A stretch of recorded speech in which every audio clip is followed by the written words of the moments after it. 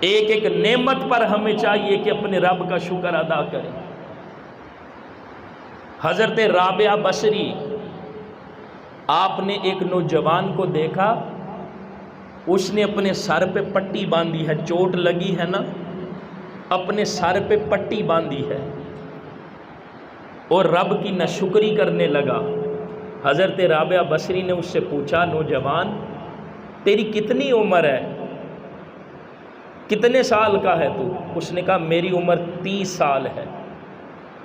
فرمایا 30 سال تک تجھے کوئی تکلیف نہیں پہنچی اور 30 سال کے بعد تجھے ہلکا سا زخم آیا ہے اور تو نے اپنے سر پہ ناشکری کی پٹی باندھ لی ہے۔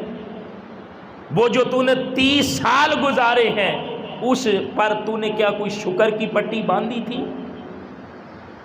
یعنی ایک ہلکا سا زخم آیا، ناشکری کی پٹی باندھ لی ہے، اور جو 30 سال تجھے اللہ پاک نے بغیر تکلیفوں کے، بغیر زخموں کے زندگی عطا کی تھی، کیا اس پر تو نے اپنے رب کا شکر ادا کیا تھا؟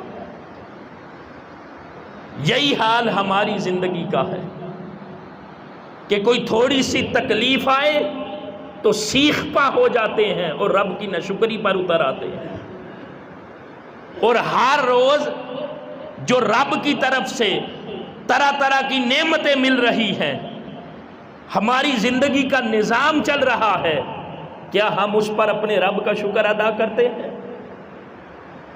وَقَلِيلٌ مِّنْ عِبَادِيَ الشُّكُورُ، فرمایا میرے شکر گزار بندے تھوڑے ہیں۔ اگر بندہ ساری زندگی بھی خدا کی عطا کردہ نعمتوں پر شکر ادا کرتا رہے تو اس کی تو ایک نعمت کا بھی بندہ شکر ادا نہیں کر سکتا۔ بندہ وہی ہے، کامل انسان وہی ہے جو ہر نعمت پر اپنے رب کا شکر ادا کرتا ہے۔